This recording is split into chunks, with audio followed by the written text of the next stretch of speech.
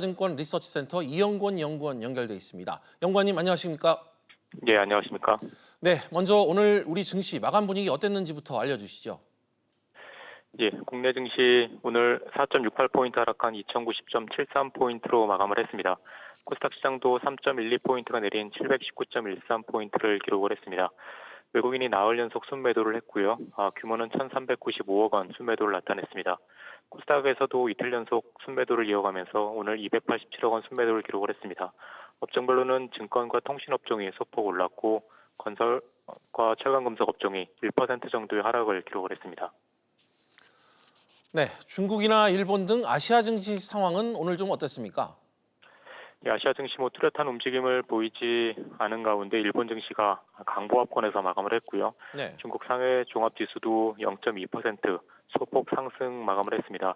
최근 중국 증시 지표들 상당히 부진함에도 불구하고 부양책 기대감이 조금 작용을 하면서 매수세가 유입된 것으로 보이지고요.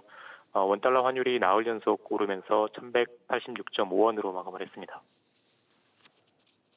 연구원님 오늘자 관심 종목도 좀 짚어주시죠.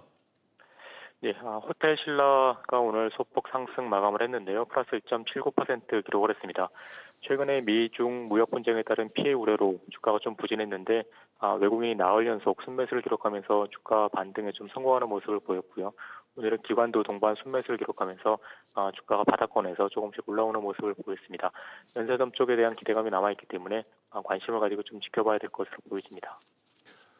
네, 마지막으로 내일장 투자 전략 한 말씀 부탁드립니다. 최근 시장 뚜렷한 방향성 보이지 않고 전반적으로 관망 분위기가 우세한 상황인데요. 투자 심리가 조금 진정되는 부분들 확인해야 될 것으로 보여지고 있고 원달러 환율이 나흘 연속 올라오고 있기 때문에 이 부분들 역시 좀 환율 안정세가 나타날 수 있는지 확인하면서 대응해야 될 것으로 보여집니다. 네, 연구원님 오늘 말씀 감사합니다. 예, 감사합니다.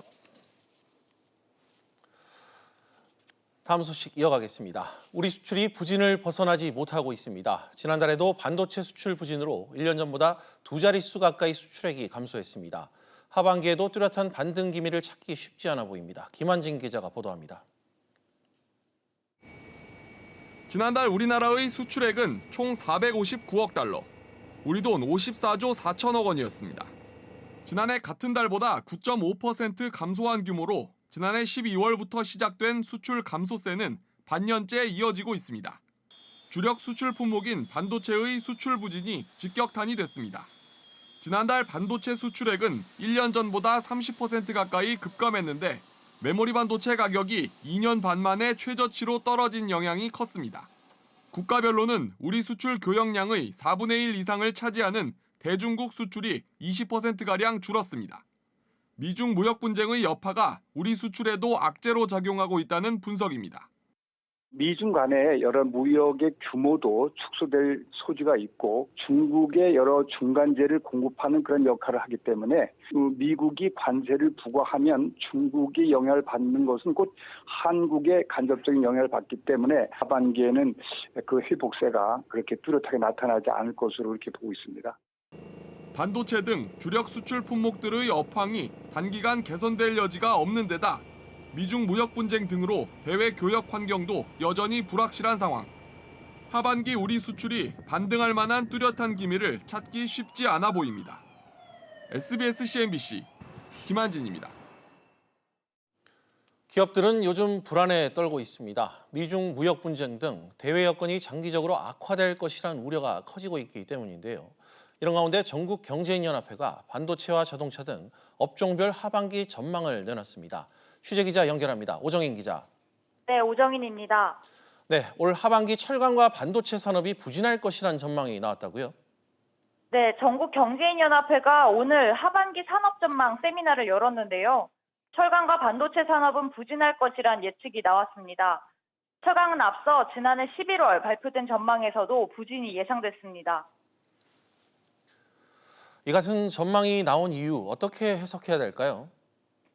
전문가들은 철강 산업 부진 이유로 올해 중국의 강철 생산량 증가와 철광석 원료 가격 급등을 꼽았습니다. 원가 상승이 불가피하기 때문에 국내 기업의 수익성 악화가 우려된다는 겁니다. 또 반도체의 경우 높은 수준의 재고가 가격 하락과 수출 감소로 이어질 것이란 분석입니다. 또 중국이 삼성전자와 SK하이닉스에 대해 반독점 규제 적용 압박을 지속하는 것도 부정적으로 작용할 것으로 보고 있습니다. 반대로 하반기 전망이 좋은 산업들은 없나요? 네, 조선이나 자동차 산업의 경우 올 하반기 호조세가 기대되는 것으로 나타났습니다. 조선 산업은 LNG 운반선 등 고부가가치 선박 분야에서 수익성 개선이 예상됩니다. 자동차 산업의 경우 미국 시장에서 판매량과 이익률이 회복세를 보일 것으로 분석됩니다. 특히 대형 SUV 신차 출시 등으로 하반기에는 성장세가 나타날 것이란 전망입니다. 반면 전자, 전기, 석유, 화학의 경우 미중 무역 갈등 격화로 불투명한 상황에 놓일 것으로 분석됩니다. SBS CNBC 오정인입니다. 원달러 환율 상승 기대감에 지난달 외화예금이 늘어났습니다. 한국은행에 따르면 지난달 말 거주자 외화예금은 656억 1천만 달러로 한 달 전보다 24억 1천만 달러 증가했습니다. 거주자 외화예금은 내국인과 국내 기업, 국내에 6개월 이상 거주한 외국인, 그리고 국내에 진출한 외국 기업 등이 보유한 국내 외화예금을 뜻합니다. 이 같은 거주자 외화예금 증가는 원달러 환율의 추가 상승 기대감에 기업들이 달러화를 팔지 않고 보유한 영향으로 분석됩니다. 네, 대내외 경제 상황은 하루가 이렇게 변하고 있습니다. 국회는 사실상 몇 개월째 반대로 공전 상태인데요. 보다 못한 박용만 대한상공회의소 회장이 국회를 직접 찾았습니다. 취재기자 연결합니다. 권세욱 기자. 네, 권석입니다. 네, 박 회장이 국회를 찾아 경제 활성화를 위한 법안 처리를 촉구했다고요? 네, 박용만 대한상의 회장은 오후에 국회를 방문해 5당 원내대표를 만났습니다. 박 회장은 이 자리에서 살아가기 팍팍함은 기업이나 국민들이나 모두가 마찬가지라며 오랜 세월에 걸쳐서 서서히 골병이 들어가고 있다고 말했습니다. 이어 정치가 그 책임에서 자유로울 수 없다고 지적했습니다. 올해 국회가 처리한 법안 126건 가운데 기업 지원 법안은 9건에 불과한 데 따른 겁니다. 박 회장은 기업들은 누구에게 하소연을 해야 하나 정말 참담하기 짝이 없다며 저희가 처한 경제 현실을 좀 이끌어 주셨으면 좋겠다고 호소했습니다. 특히 이 최저임금 결정 체계를 개편해달라고 요청했다고요? 네. 박 회장은 원내대표들에게 경제 활성화를 위한 17가지의 입법 과제가 담긴 보고서를 전달했는데요. 최저임금 결정 체계를 개편해달라고 건의했습니다. 지금의 결정 체계로는 예측 가능성이 떨어지고 노사 갈등이 반복되는 만큼 조속한 입법이 필요하다는 겁니다. 또 탄력 근로제 개선을 위해 빠른 입법과 유연 근무제 전반에 대한 개선이 필요하다고 주장했습니다. 투자 활성화를 위한 법안 처리도 호소했죠? 네. 기업 투자를 유도하기 위한 인센티브를 강화하고 연구개발 활동에 대한 지원을 늘려달라고 촉구했습니다. 또 기업하려는 의욕을 높이기 위해 기업 승계 제도도 개선해달라고 요구했습니다. 이와 함께 개인정보 보호와 의료산업, 핀테크 산업 등의 규제도 완화해달라고 요청했습니다. SBS CNBC 권세욱입니다. 나라 안팎 경기 상황이 나빠지면서 불안감을 느끼는 투자자들이 늘고 있습니다. 경기가 둔화될 것이란 우려에 금이나 국채 등 안전자산으로 뭉칫돈이 몰리고 있습니다. 엄하은 기자가 보도합니다. 금값이 연일치 솟아 금 시세가 1g당 51,300원을 넘어섰습니다. 2016년 이후 3년여 만에 최고가입니다. 금 한돈 가격은 19만 원을 넘어서 20만 원에 육박하고 있습니다. 시장에선 역대 최고가인 한돈당 28만 원 돌파도 가능하다는 분석입니다. 전반적으로 한 달 사이에 한 10% 이상 올라갔으니까요. 2011년 12월 기준으로 따지면 28만 원 VAT 별도가 국내 가격 기준으로는 그렇게 나왔었기 때문에 3년 정도 본다고 그러면 저는 고가격대까지는 가지 않을까라고 이렇게 생각을 해요. 은행에서도 골드바 등 투자를 위한 금을 사려면 기다려야 합니다. 수요 많은데 계약하고 있는 그 업체에서 물량을 못해서 5월달에 팔다가 못 팔았었고 현재까지는 못 팔고 있어요. 미중 무역 분쟁 등으로 경기가 둔화될 것이란 우려에 금 등 안전자산으로 뭉칫돈이 몰리고 있습니다. 우리나라 채권 시장에 외국인을 중심으로 자금이 몰리는 것도 같은 이유에서입니다. 지난달 외국인들은 2조 9천억 원 규모의 국내 상장 주식을 순매도한 반면 상장 채권은 10조 원 넘게 사들였습니다. 채권에만 투자하는 펀드 설정액은 지난달 115조 1천억 원을 기록하며 지난 2016년 이후 최대치를 기록했습니다. 내년에도 성장률 자체가 지금 전망이 좋지 않기 때문에 금리를 내린다는 것 자체가 성장성에 대한 우려들이 반영돼 있기 때문에 안전자산에 대한 선호 좀 몰리고 있다라고 보시면 되고. 미중 무역 분쟁이 해결의 실마리를 찾지 못하는 가운데 세계 경기 둔화 우려는 갈수록 커지는 상황이어서 당분간 안전자산 투자 선호는 계속될 것으로 보입니다. SBS CNBC 엄하은입니다. 지난달 전국 주택 매매 거래량이 5만 7천여 건에 그쳐 1년 전보다 15.8% 감소한 것으로 집계됐습니다. 이는 지난 2006년 조사가 시작된 이후 5월 기준으로는 가장 낮은 수치입니다. 특히 수도권은 1년 전 3만 5천여 건에서 올해 5월 2만 6천여 건으로 24%가 줄었고 서울은 8천여 건에 그치면서 30% 넘게 감소했습니다. 인천 서구와 영종도 지역에서 지난달 말부터 붉은 수돗물이 나와 이 지역 만여 가구가 불편을 겪고 있습니다. 인천시는 사태 발생 18일 만인 오늘에서야 공식 사과와 함께 대책을 발표했습니다. 취재기자 연결합니다. 이광호 기자. 네, 이광호입니다. 늑장 대응이란 비난이 쏟아지고 있는데 오늘 나온 대책이 뭡니까? 네, 박남춘 인천시장은 현재 수돗물에서 검출되는 이물질이 수도 관로 내에서 떨어져 나온 게 확실하다면서 대대적인 정화 작업을 벌이겠다고 밝혔습니다. 인천시는 우선 내일까지 정수지 청소와 송수관별 수질 모니터링을 한 뒤에 이후 수질이 나쁜 송수관에 집중적으로 물을 흘려보내고 주요 배수지의 정화 작업을 벌일 계획입니다. 단순 방류 이외에도 상태가 나쁜 관로 중간에 구멍을 뚫어서 이물질을 배출하는 작업도 진행됩니다.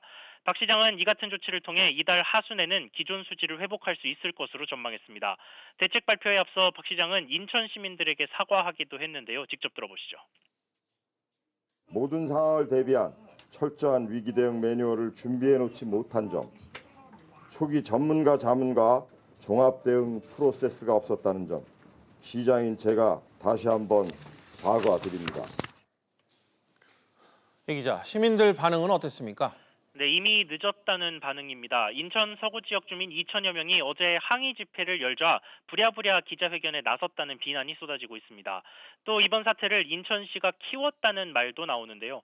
사태 초기 인천시 상수도사업본부가 붉은 물이 나오는데도 수질 기준을 충족하니 그냥 사용하라고 대응하기도 했고 영종도와 관련이 없다고 주장했다가 한국수자원공사의 조사 결과가 나온 뒤에야 말을 뒤집기도 했습니다. 정부 합동조사단은 내일 중간조사 결과를 발표할 예정입니다. 지금까지 SBS CNBC 이광호입니다. 내년 하반기부터는 이 바카스 같은 자양강장제 카페인 함량 표기가 의무화됩니다. 카페인 청소년 섭취 경고 문구도 눈에 띄게 표시해야 한다고 하는데요. 자세한 내용 취재기자 연결해 알아보겠습니다. 이한나 기자, 앞으로 자양강장제에도 이 카페인이 얼마나 들었는지 소비자들이 알 수 있도록 반드시 표시해야 한다고요. 네, 그동안 카페인 함량 의무 표시 대상이 아니었던 자양강장제가 내년 7월부터 포함될 것으로 보입니다. 식품의약품안전처가 이 같은 내용의 의약외품 표시 규정 개정안을 행정예고하고 내년 7월부터 시행한다고 밝혔습니다. 현재 시중에 파는 에너지 드링크, 캔커피 등 고카페인 음료는 모두 식품으로 분류돼 카페인 함량 표시 기준을 적용받고 있는데요. 반면 자양강장제는 고카페인 음료처럼 편의점 등에서 쉽게 살 수 있는데도 식품이 아닌 의약 외품으로 분류돼 카페인 함량은 물론 주의 문구도 기재하지 않아왔습니다. 식약처는 이에 따라 내년 하반기부터 피로회복제 등 자양강장제에도 카페인 함량을 표기하도록 했습니다. 또 15세 미만은 복용하지 않는다는 경고 문구를 굵은 글씨와 색상 등을 통해 눈에 띄게 표시하도록 했습니다. 자양강장제 이 카페인 함량 얼마나 됩니까? 네, 바카스F 한 병에 든 카페인 함량이 30mg입니다. 이는 같은 양을 기준으로 비교했을 때 시중에 판매되는 에너지 드링크 제품과 카페인 함량이 비슷하거나 높은 편입니다. 밀리리터당 카페인 함량은 바카스F가 0.25mg으로 스포츠 음료 레드불이나 핫식스와 비슷하게 나타났습니다. 현재 우리나라의 카페인 일일 섭취 권고량은 성인이 400mg 이하, 임산부는 300mg 이하, 어린이는 몸무게 1kg당 2.5mg 이하입니다. SBS CNBC 이한나입니다. 다음 달 1일부터 주 52시간 근로제가 적용되는 21개 특례 제외업종에 대해 처벌을 유예하는 방안이 검토될 것으로 전망됩니다.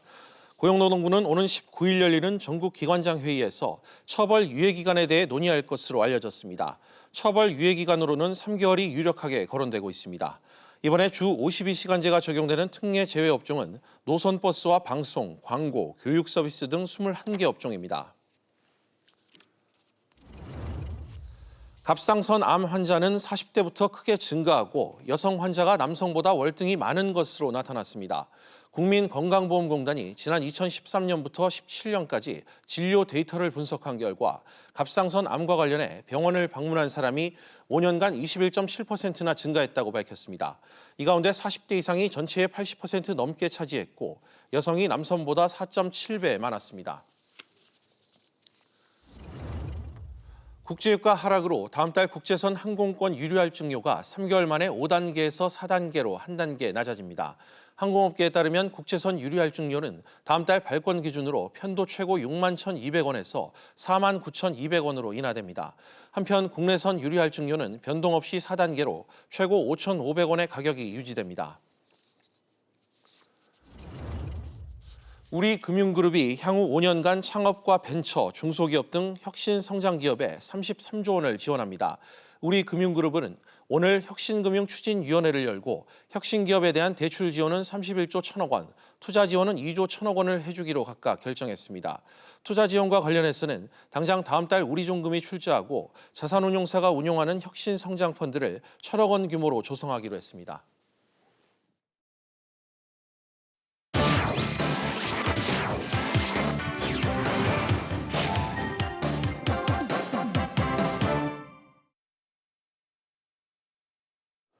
주요 이슈를 체크해보는 시간, 이슈 체크 오늘입니다. 그럼 바로 첫 번째 이슈부터 확인해 보겠습니다. 화웨이 불똥 튄 한국 기업. 네, 미국의 중국 화웨이 제재 불똥이 우리 기업들에게까지 튀고 있습니다. 하나그룹 계열사인 하나테크인이 화웨이와의 거래 물량을 축소하겠다고 밝혔습니다. 우리 기업 샌드위치론 우려가 현실화되고 있는 걸까요? 취재 기자와 이 내용 좀 더 자세히 짚어보겠습니다. 안지혜 기자 나와 있습니다. 안 기자, 이 계열사가 중국 통신장비 업체 화웨이 제품과 관련한 새 방침을 세웠다고 전해 들었어요. 네, 맞습니다. 하나테크인은 최근 화웨이의 자회사 하이실리콘이라는 회사로부터 공급받는 시스템 반도체 물량을 점진적으로 줄이겠다라는 방침을 세웠습니다. 미국으로 수출하는 제품의 하나에서인데요. 하나테크인은 국내 1위의 CCTV 생산 기업입니다. 그동안 이 CCTV 탑재용으로 하이실리콘이라는 회사로부터 시스템 반도체를 공급받아 왔습니다. 안 기자, 이런 방침을 세운 이유 어떻게 해석해야 될까요? 사실 하나테크인 회사 측은 이번 변경 사항의 이유에 대해서는 구체적으로 밝히지 않았는데 업계는 주요 수출 시장인 미국을 의식한 것이라고 해석을 하고 있습니다. 아무래도 중국과 무역 전쟁 중인 미국이 화웨이를 거래 제재 리스트에 올린 만큼 눈치를 보지 않을 수 없다는 건데요. 실제로 하나테크인은 내수보다는 수출 물량이 더 많고 그리고 이 무역 시장 중에서도 미국이 주력 시장으로 꼽힙니다. 반면 중국은 이미 쟁쟁한 CCTV 경쟁자들이 많기 때문에 그동안 하나테크인이 고전하는 시장으로 꼽혀왔습니다. 안 기자, 이 국내 기업 가운데 직접적으로 화웨이 제품 축소를 결정한 곳은 하나가 이번이 처음인 거죠? 맞습니다. 드러난 사례로는 처음인데요. 이번 건도 사실 회사에서 먼저 나서서 공표한 건 아니고 미국 외신에서 먼저 드러나면서 알려지게 됐습니다. 하나그룹은 차세대 성장 동력으로 태양광 사업에도 주력을 하고 있는데요. 이번 화웨이 제재에 대해서 미국으로 수출하는 물량에 제한한 거다 이렇게 밝힌 것, 선을 그은 건 역시 차후 미국과 중국 양대 시장을 염두에 둔 게 아니냐 이런 해석이 나오고 있습니다. 둘 다 포기할 수 없는 시장인 만큼 기업들이 대놓고 어느 한쪽 편을 들기란 현실적으로 어려운 상황입니다. 하지만 미중 무역 전쟁이 어떤 소화되는 양상 없이 계속적으로 확산하고 있기 때문에 우리 기업들의 말 못할 고민들은 계속되고 있는 상황입니다. 네, 정부 쪽 대응 상황은 좀 어떻습니까? 정부도 최근 종합적인 대응 전략 마련을 위해서 외교부 산하의 대응 태스크포스 TF를 신설하기로 했습니다. 미중 사이에 끼어 고민하다가 경제적 피해를 키웠던 지난 사드 사태 재현을 막겠다는 건데요. 다만 개별 기업별로 주력 시장이 다른 만큼 구체적인 판단은 기업에 맡기되 정부는 정확한 정보를 제공하는 데 방점을 맞춰야 한다는 지적이 나옵니다. 전문가 이야기 직접 들어보시겠습니다. 대기업으로서는 자체적인 미중 분쟁의 그런 동향 파악이라든지 대응책을 강구할 수 있을 걸로 보이는데요. 중소기업으로 갈수록 아무래도 정보의 파악이라든지 미중 분쟁에 따른 자사의 수출 기회나 그 피해 부분을 정확하게 인식 못할 수 있는 부분도 있기 때문에 네, 미중 무역 분쟁 관련 이슈 산업부 안지혜 기자와 자세한 내용 짚어봤습니다. 그럼 다음 이슈로 넘어가 보겠습니다. 이슈 체크 두 번째 내용입니다. 이재용의 위기론. 최근 이재용 삼성전자 부회장이 잇따라 사장단 회의를 여는 등 현장 챙기기에 나서고 있습니다. 이 삼성을 둘러싼 대내외적 상황이 좋지 않은 가운데 위기의식을 강조하고 나선 건데요. 이 부회장의 행보 어떻게 해석을 할 수 있을까요? 역시 정인영 기자와 함께 짚어보도록 하겠습니다. 정 기자, 이재용 부회장이 이번 달에만 사장단을 3번이나 소집을 했어요. 상당히 좀 이례적이라는 평가가 나오는데 어떻습니까? 네, 그렇습니다. 지난 1일에 반도체와 디스플레이 부문 사장단을 소집해서 회의를 진행했는데요. 2주 만인 지난 13일에 반도체 디스플레이 경영진을 다시 소집해서 반도체 사업의 대응 방향을 점검했습니다. 다음 날에는 무선사업 부문 사장단을 소집해 전날 있었던 글로벌 전략회의 결과를 보고받았습니다. 오늘은 삼성전기 사업장을 방문해 경쟁력 강화 방안을 논의합니다. 이 부회장이 사업 하나하나를 직접 챙기는 모습인데요. 기존에는 삼성의 컨트롤타워 역할을 하는 사업지원 TF가 정리한 내용을 이 부회장이 보고받는 형식이었습니다. 하지만 최근 삼성바이오 수사로 사업지원 TF 임원이 구속되는 등 제 역할을 하지 못하고 있어서 이 부회장이 직접 나설 수밖에 없는 상황입니다. 그렇군요. 이 부회장이 이 재차 위기의식을 강조하면서 회의를 여는 건 삼성이 직면한 이 안팎 상황이 상당히 심각하다 이렇게 좀 봐야 될 것 같은데 이 좀 어떻게 해석이 나오고 있습니까? 네, 일단 미중 무역 분쟁으로 상당히 난처한 상황에 처했는데요. 이 외신에 따르면 중국 정부가 삼성전자 등 글로벌 기업 관계자를 불러서 미국의 화웨이 제재에 동참하면 심각한 결과에 직면할 것이라 경고했습니다. 그 어느 편도 들 수 없는 애매한 위치에 서게 된 건데요. 일각에선 삼성이 미국의 화웨이 제재로 반사이익을 얻을 수 있다고 예상하고 있습니다. 하지만 화웨이는 삼성의 경쟁사긴 하지만 동시에 반도체 부문의 주요 고객사기 때문에 삼성의 단순히 수혜만 전망되는 것은 아닙니다. 또 여기에 반도체 업황이 좋지 않은 것도 삼성의 위기 요인으로 작용하고 있습니다. 메모리 반도체 가격이 하락하면서 삼성전자의 지난 1분기 반도체 사업 영업이익은 지난해 같은 기간보다 60% 넘게 감소했습니다. 반도체 영업이익은 삼성전자 전체 영업이익의 70% 이상을 차지하는데요. 때문에 반도체 실적이 좋지 않으면 전체 실적이 떨어지는 결과를 낳습니다. 네, 하지만 문제가 한두 개가 아니잖아요. 이 삼성바이오 분식회계 수사 또 곧 있을 이재용 회장의 이 국정농단 재판 상고심도 이 회사의 위기를 가중시키는 요인으로 좀 작용하고 있죠. 네, 그렇습니다. 최근 이재용 부회장의 최측근인 이 삼성전자 사업지원 TF의 정현호 사장이 소환되는 등 검찰 수사가 정점을 향해 가고 있습니다. 이재용 부회장 본인은 국정농단 대법원 판결을 앞두고 있는데요. 이 삼성바이오 수사 결과가 재판에 영향을 미칠 수 있다는 전망도 나오고 있습니다. 최근 이 부회장이 이런 경영 행보는 이 재판과도 연결지을 수 있습니다. 최근에 어떤 삼성바이오로직스에 관련된 재판에서 이재용 부회장이 조금 불리한 상황으로 좀 가고 있기 때문에 삼성전자 내에서 자신의 존재감을 강조하고 사회적으로 그런 어떤 이미지를 각인시키는 그런 행보로 좀 해석할 수도 있겠습니다. 네, 삼성 관련 소식 정인영 기자와 짚어봤습니다. 네, 이제 마지막 이슈로 넘어가 보겠습니다. 이슈 체크 세 번째 내용입니다. 화면 보시죠. 태광의 김치 강매. 이 총수 일가가 100% 지분을 가진 회사가 판매하는 이 김치와 와인을 수십억 원어치를 부적절하게 사들여 사익 편취를 도운 태광그룹 계열사들이 공정위로부터 제재를 받았습니다. 태광그룹 이호진 전 회장과 경영기획실장 그리고 19개의 계열사 법인은 검찰에 고발됐습니다. 박연신 기자와 자세히 또 알아보겠습니다. 박 기자, 먼저 태광그룹 내에서 어떤 일이 벌어졌는지부터 좀 짚어볼까요? 네, 우선 사건의 발달은 총수 일가가 100% 지분을 갖고 있는 이 티시스라는 계열사가 지난 2013년 5월 강원도에 위치한 휘슬링 락 골프장을 인수합병하면서부터 시작되는데요. 휘슬링 락 CC는 2011년에 개장한 이후 줄곧 손실을 거듭해왔는데 이 티시스의 실적까지 나빠지게 되면서 김치 강매가 시작됩니다.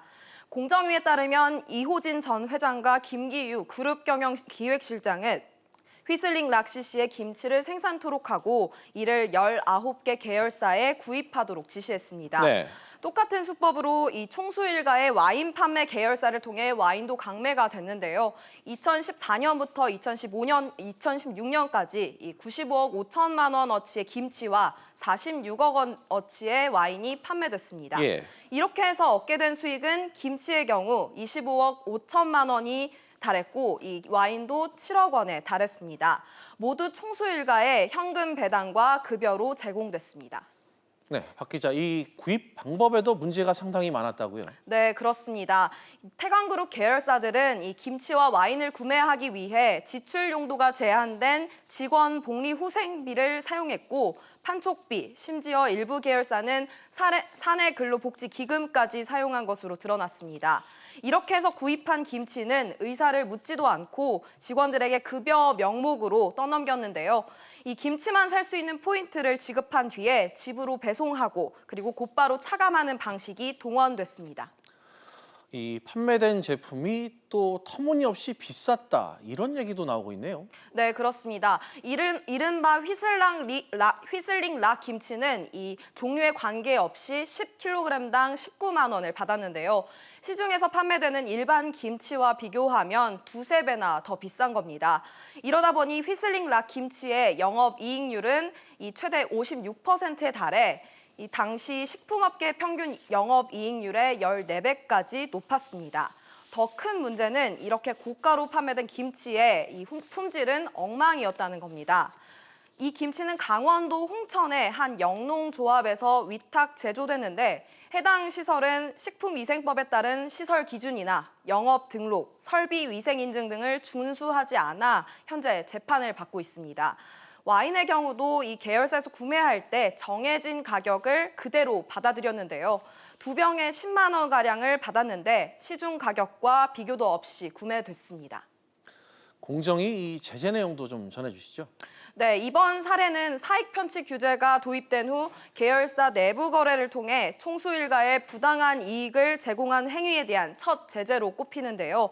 공정위는 이호진 전 회장과 김기유 경영기획실장 그리고 19개 계열사 모두를 검찰에 고발하고 시정명령과 함께 과징금 21억 8천만 원을 부과했습니다. 네, 박 기자 잘 들었습니다. 비즈플러스 계속해서 오후 토론으로 이어가겠습니다. 오후 토론은 시청자 여러분들도 유료 문자 100원으로 의견 보내주시면 실시간 토론에 참여하실 수 있습니다. 샵 3698번으로 많은 참여 부탁드리겠습니다. 수소 경제가 태동하기 시작한 지금 세계 시장 선점이 중요합니다. 벌써 많은 국가들이 선두를 차지하기 위해 경쟁하고 있습니다. 다행히 우리의 강점과 가능성이 무궁무진합니다. 전통 주력 산업인 자동차, 조선, 석유화학과 연계해서 수소 경제를 선도해 나갈 수 있습니다. 수소 경제 로드맵은 세계 선도 국가로 도약하고자 하는 청사진입니다. 2030년 수소차와 연료전지에서 모두 세계 시장 점유율 1위를 하는 것이 우리의 목표입니다. 네, 올해 초였죠. 이 문 대통령이 직접 울산을 방문해 이 수소경제 시대를 선언했습니다.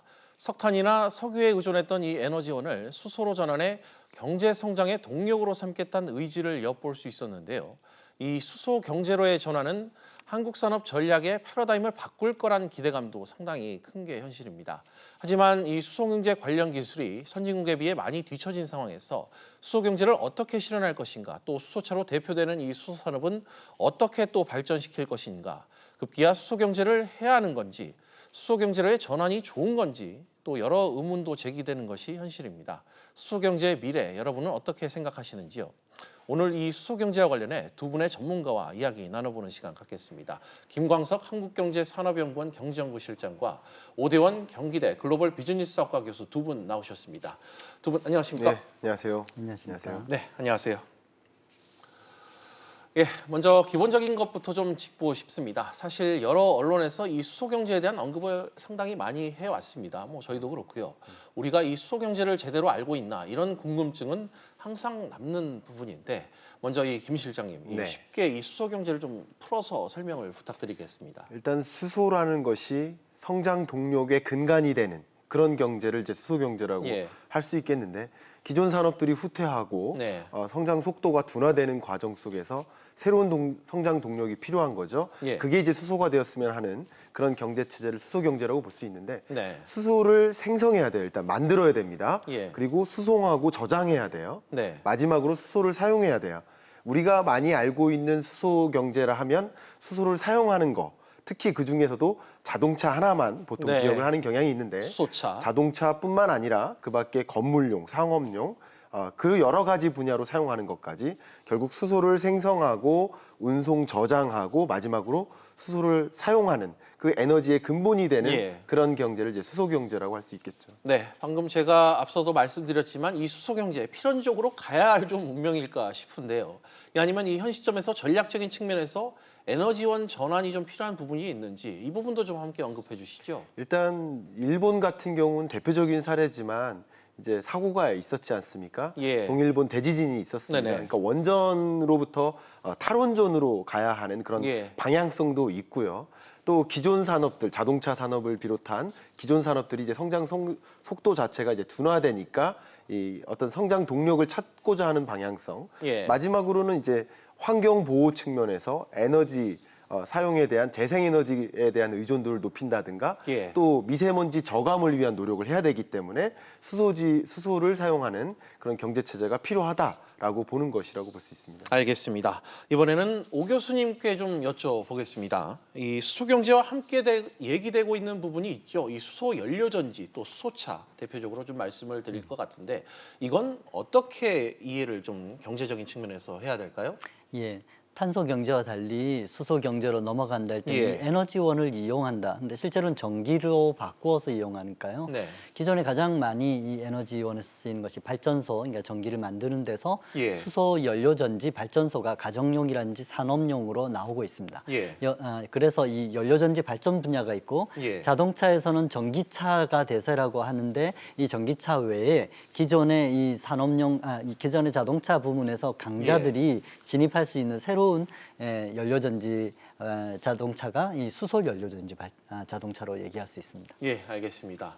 방금 이 미래 친환경차라면 우리가 익히 알고 있는 이 전기차도 있지 않습니까? 예. 그럼 이제 이 친환경차 시장이 수소 쪽으로도 좀 흐른다고 봐야 될까요? 예, BEV라고 하는 전기차는 사실은 막 신생 기업인 테슬라라든지 이런 예. 기업들이 들어오더라도 갑자기 최강자로 설 수 있습니다. 왜냐하면 전기 인프라는 이미 다 깔려 있고 전기차 모듈이라고 하는 것은 제일 중요한 이 배터리만 예. 갖추면 나머지 기술이라는 것은 사실 표준화되어 있는 예. 것이나 비슷하기 때문에 그런데 이제 수소차는 FCV라고 하는 이 분야에서는 내연기관 자동차를 잘 만들던 회사만 네. 사실 여기서 강자로 등장할 수 있습니다. 왜냐하면 전기차와 달리 수소 연료전지 자동차는 기존의 내연기관의 상당 부분 중에서 특히 엔진하고 이런 부분만 대체하면 사실 전기차하고 비슷하기 때문에 또 내연기관과의 전기차의 중간쯤에 있는 것이라고 볼 수 있습니다.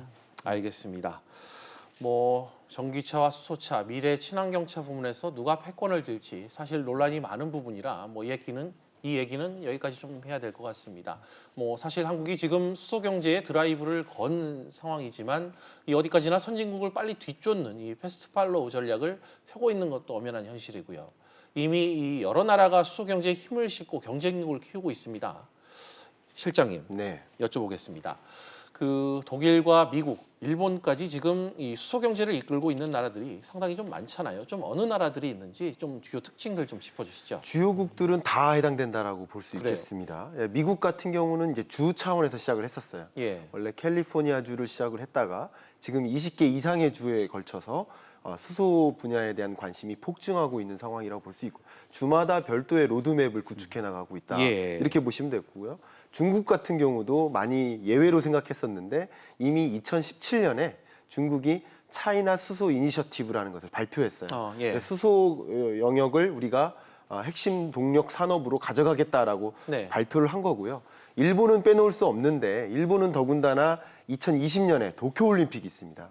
결국 그 도쿄올림픽에서 수소 분야의 쇼케이스를 우리 진행하겠다라고 했고 예를 들면 대표적인 게 성화봉송 하잖아요. 그거부터 이제 최초로 수소 에너지를 활용한 성화봉송을 보이겠다. 그밖에 뭐 여러 관광객들이 이 스테디움이나 호텔까지 오가는 여러 버스들을 수소 버스로 운행을 하고 중간 곳곳에 수소 충전소를 충분히 보급하고 이런 방향의 어떤 모습을 2020년 도쿄올림픽 때 선보이겠다. 우리가 마치 평창올림픽 때 5G를 보이는 것처럼 우리는 수소를 보이겠다라고 이렇게 선언했죠. 유럽도 마찬가지입니다. 뭐 독일이나 그 여러 유럽 국가들도 결국 재생에너지 산업에 대한 관심이 많기 때문에 수소 에너지에 대한 관심 그리고 그게 성장 동력 산업으로 부상할 것을 이미 알고 있기 때문에 이 부분에 대해서 놓치지 않기 위해서 굉장히 열심히 달려가는 모습들이 정말 두드러지게 나타나고 있습니다.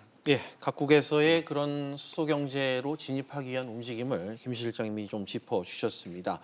그럼 오 교수님, 이 한국은 지금 어느 위치에 있다고 봐야 될까요? 한국은 글로벌 표준을 제정하는 데서는 사실은 따라가는 입장이고요. 그에 비해서 우리가 실질적인 수소 연료 전지 부분에서 두산이나 포스코 같은 대기업의 세계적인 이런 기술 수준, 혹은 자동차 부분에서는 현대차의 세계 최초의 양산차 생산 같은 실질적인 경제에서의 영향력은 굉장히 큰 편입니다.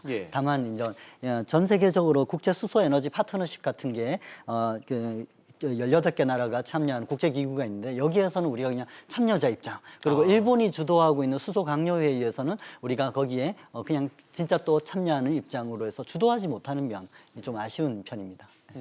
예, 알겠습니다.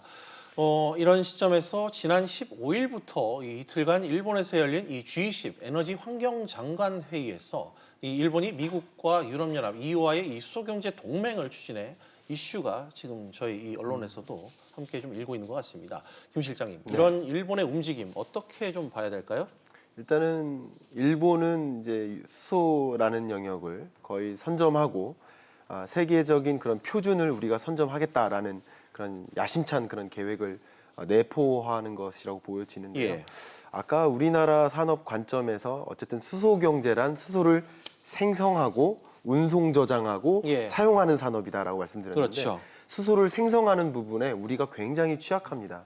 많이 아직까지도 수소를 생성하는 부분이 두 가지 정도가 있는데 크게는 하나가 이제 화석 연료를 이용해서 수소를 생성하는 방법이 있고 또 한 가지는 재생에너지를 이용해서 전기를 생성하면 전기를 전기분해하는 방식을 이용해서 수소를 생성할 수 있는데 사실 실질적인 의미의 어떤 환경보호 컨셉이라면 화석 연료를 사용하지 않아야 되거든요. 결국은 수전의 방식, 전기분해 방식을 이용해서 수소를 생성해야만 하는데 우리는 이 부분이 굉장히 약하고 일본 같은 경우는 이 부분 굉장히 선도하고 있습니다. 결국 우리가 롤모델로 삼거나 기술 교류를 통해서 일본과 함께 그 일본의 몇 개 기업들과 함께 기술 교류를 적극적으로 추진해서 결국은 이제 수전의 방식으로 이 수소를 생성할 수 있는 이런 방법에 대한 고민이 심층적으로 이루어져야 되고 액션이 취해져야 되는데 한국을 이제 패싱하는 이런 과정에서 그런 부분들이 굉장히 우려되고 우리는 이제 기술 교류를 할 수 있는 주요 어떤 국가나 기업들이 파트너십이 사라질 수 있겠다라는 그런 우려가 굉장히 커지는 시점이라고 생각됩니다. 그러니까 쉽게 말해서 이 수소 경제에 있어서 나아가는 데 있어 이 수소 경제 시장에서 좀 우리나라를 앞서 선점하겠다, 우리를 좀 견지하겠다 이런 논리도 있다고 봐야겠네요. 그렇게 볼 수 있겠죠. 알겠습니다. 오대원 교수님한테도 여쭤봐야 될 것 같은데요. 한국을 지금 제가 실장님과 말씀한 것처럼 우리나라를 배제하기 위한 이런 전략이라면 국내 수소 경제 좀 적잖은 타격이 우려될 것 같기도 한데 어떻게 봐야 될까요? 그렇습니다. 우리가 아무리 산업 쪽에서 분발하고 있다 하더라도 이런 세계적인 글로벌 기술 표준을 선정하는 데에서 배제당한다면 상당히 불리한 입장이죠. 근데 일본의 이번 이러한 수소 동맹을 추진하는 데서 한국을 배제한 건 상당히 좀 그런 의도가 보이는 것이 아닌가, 견제하는 의도가 보이는 것이 아닌가 하는 게 과거 일본이 추진했던 수소 강요회에서 한국과 미국, 호주, UAE와 함께 이 5개 국가, 일본과 함께 5개 국가가 참여했었는데 여기서 한국을 뺐단 말이죠. 게다가 한국이 그동안 성과가 없었던 것도 아니고 이런 가정용 발전기나 이런 데서는 일본이 앞서 있었지만 산업용으로는 한국이 훨씬 더 앞서 있었다든지 현대차가 토요타와 함께 경쟁 업체라든지 하는 것은 상당히 글로벌로 이 산업을 선도하고 있는 국가로서 자리매김하고 있는데도 불구하고 배제했단 말이죠. 일단 여기에서 이제 우리 산업에 대한 정부 쪽의 지원이 좀 우리도 이제 글로벌 표준을 선도하는 이런 조직을 만들고 그런 그 어젠다를 선점하는 것이 꼭 필요한데 앞으로 시간이 한 3년 정도밖에 안 남았다. 골든타임이라고 얘기하는 것이 3년 내에 이런 표준들이 다 정해질 것이라는 위기감이 있습니다. 그래서 산업계에서. 맞습니다. 그래서 이런 표준을 선도하고 하는 데서 우리 정부도 준비하고 있는데 이런 국제 정치 경제, 에너지 정치 경제 쪽에서의 어떤 좀 분발이 필요할 것 같습니다. 알겠습니다.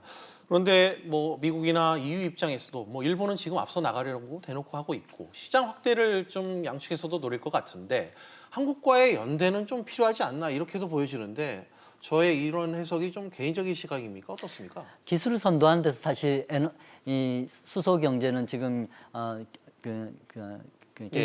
김광석 박사님께서 말씀해 주신 것처럼 이미 유럽이라든지 일본이라든지 이런 실험실 연구가 먼저 선도하고 있단 말이죠. 산업 부문에서 우리가 수주를 하고 발주를 내고 하는 것이 좀 앞서 있고 자동차를 먼저 양산했다 하더라도 우리하고 손을 잡기 위해서는 이런 기술의 선도라든지 시장의 매력이 있어야 되는데 시장은 중국이 매력이 있고 기술은 유럽이 더 매력이 있단 말이죠.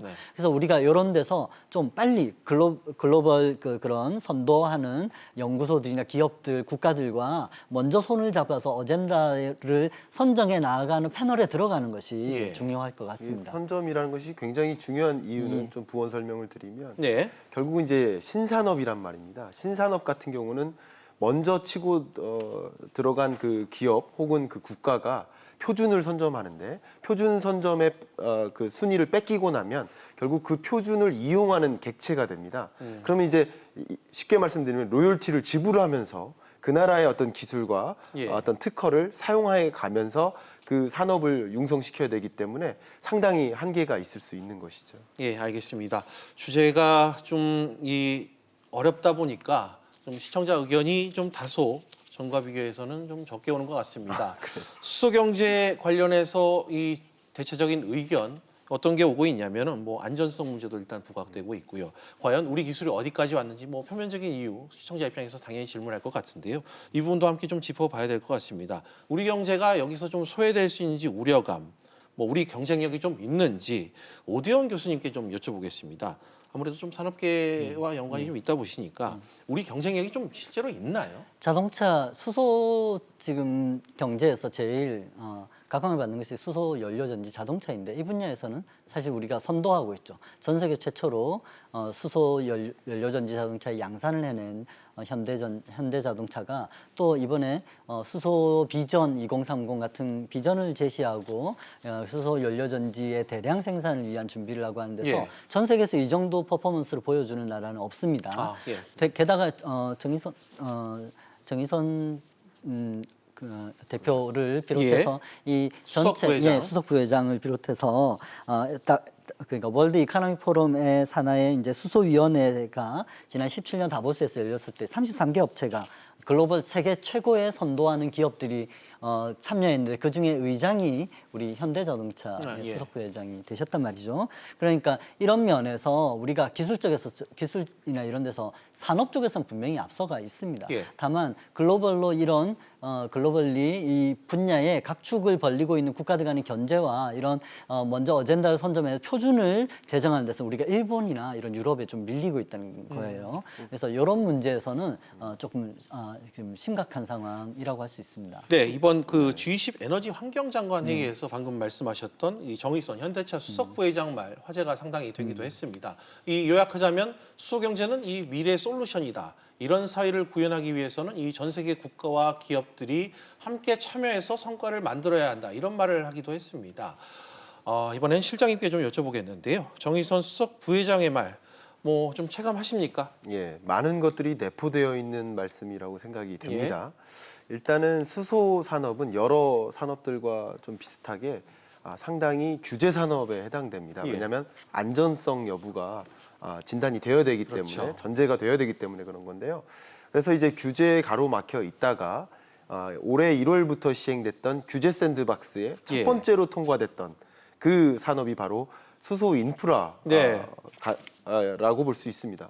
그만큼 이제 수소 인프라를 구축하고 수소 산업을 육성하는 과정에서 정부의 협조와 규제 완화가 적극적으로 필요하다고 보여지고요. 또 중요한 것은 우리 마치 전기 자동차를 탈 때도 마찬가지 정부 보조금이 지급이 됩니다. 정부 보조금이 없이는 수소 연료 비용이라든가 수소 자동차 자체가 기존 화석 연료 자동차보다 비싸기 때문에 예. 그것을 이제 사용하기가 굉장히 꺼려질 수밖에 없는데 정부 보조금이 그 꺼려지는 그런 소비자의 어떤 태도를 막을 수 있는 역할을 하기 때문에 예. 여러 가지 차원에서 규제나 정부 보조나 여러 차원에서 정부와 함께 맞물려 가야 될 역할이 굉장히 많습니다. 그런데 그런 과정에서 이제 일본과 만약에 그 파트너십이 약화된다면 앞에 말씀하신 수소를 이용한 수소 연료 전지 그리고 수소 자동차 부분은 우리가 앞설 수 있다고 볼 수 있지만 수소를 생성하고 운송 저장하는 부분 우리가 굉장히 약합니다. 예. 그러니까 이런 부분에 대해서는 상당히 강한 파트너십이 요구될 텐데 이런 부분들이 좀 정부가 앞장서서 파트너십을 좀 만들어 나가고 예. 그런 환경하에서 기업들이 잘 놀 수 있도록 이렇게 움직여 달라 하는 그런 내포된 의견이지 않나 그렇게 평가됩니다. 알겠습니다. 교수님께도 한 말씀 여쭙겠습니다. 실제 현대차의 이 수소차 이 관련해서 기술 선도를 위한 움직임도 활발할 것으로 좀 판단되고 있는데 현대차 기술은 좀 산업 측면에서는 어떻게 해봐야 될까요? 사실 현대차에서 양산 자동차 엔진으로 내놨던 것이 예. 이번에 2019년 글로벌 10대 자동차 엔진에 포함이 되었어요. 그래서 예. 넥소의 수소전기 파워트레인이 미국의 그 워즈오토에서 발표한 이런 10대 엔진에 들어갈 만큼 기술적으로 우월하고 뛰어나고 전 세계에서 가장 많은 데이터를 확보하고 있습니다. 그러나 전체 숫자로 보면 전기차에 비해 가지고 아주 소수 이제 몇백 대 수준에 깔려 있는 정도고 지금 얘기하신 것처럼 이게 현대자동차 하나만 열심히 하려고 한다서 할 수 있는 게 아니라 국가적인 지원, 즉 한 개의 충전소를 만드는데 30억 원이나 되는 큰 돈이 필요하고 이것이 지금 가스차 같은 경우에도 2,000개 정도 이상의 전국에 이런 충전소가 있음에도 불구하고 예. 좀 적게 느껴진단 말이죠. 이만큼 깔려고 하면 우리가 6조의 자원이 필요해요. 정부에서 지원해줘서 이런 6조 정도의 큰 인프라스트럭처가 깔려야 되는 산업이 되기 때문에 정의선 부회장께서 얘기하신 그런 이거는 민과 관이 협력해가지고 해야 되는 거지 어느 한 기업이 하려고 한다고 해서 이 인프라를 바꿀 수 있는 건 아니다라는 말이 그래서 와닿는 것입니다. 알겠습니다. 뭐 어느새 시간이 좀 훌쩍 지난 것 같습니다. 이 한국이 이 수소 경제 사회에서 나아갈 길, 뭐 여러 가지 산업적 측면 그리고 주요 국가의 관계 여러 부분을 좀 짚어주셨는데요. 앞으로 좀 성공으로 나아갈 길 짧게 두 분께 한 말씀 부탁드리겠습니다. 먼저 실장님. 네, 수소를 이용하는 산업 말고도 생성하고 운송하는 산업 내에 있는 우리나라 주요 기업들이 있습니다. 대표적으로 석유화학 정유 기업들도 포함되는데 예. 이런 여러 가치사슬 내에 있는 기업들이 컨소시엄을 구축해서 좀 협업하는 모델을 좀 만들었으면 좋겠고 정책적인 방향성이 어떤 정치적인 기조에 흔들리지 않고 이런 산업을 육성하고자 하는 방향성이 계속 꾸준히 진행되기를 바라는 마음이 알겠습니다. 전해드립니다. 교수님도 한 말씀 부탁드립니다. 예, 수소 경제는 탄소 경제와 대비하여서 환경 오염이 일어나지 않고도 충분히 행복하고 건강하게 경제 성장을 네. 할 수 있다라고 하는 새로운 어젠다를 우리한테 던져주는 주제죠. 그래서 이것은 지금 당장 어떤 비용 편익의 문제만이 아니고 중장기적으로 우리가 건강하고 지속적으로 이렇게 경제 성장을 할 수 있냐 하는 그런 국가 전체로서의 차원에서 좀 접근해야 되는 산업이라고 보입니다. 알겠습니다. 오늘 두 분 말씀은 여기까지 들어야 될 것 같습니다. 두 분 말씀 다시 한번 감사드립니다. 예, 고맙습니다.